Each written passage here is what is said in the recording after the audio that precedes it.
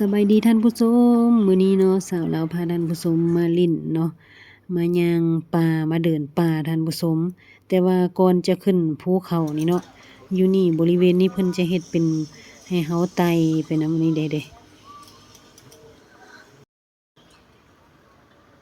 มาปีนภูมื้อนี้เขาเจ้าขี่สลิง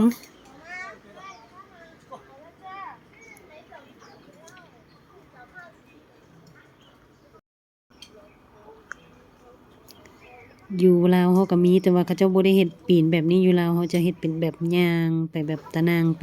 ดีๆนะอันนี้แบบเป็นความท้าทายอย่างหนึ่งเด้เห็นบ่มาลิ้นมาเที่ยวไต่สลิงซะว่าอันนี้ย่างสลิงซะว่าอันนี้มันหยังก็ว่าจังได๋เด้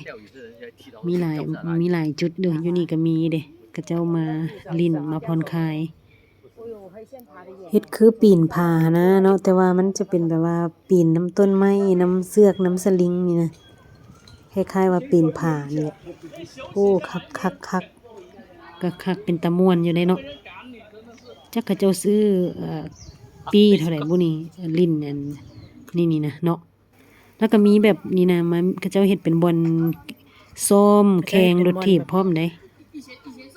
นี่เอาเฮ็ดดินจกเป็นโนนแล้วให้เฮามาขี่รถถีบมาซ้อมรถถีบภูเขาหั่นนะนี่แหละเด้มาแล้ว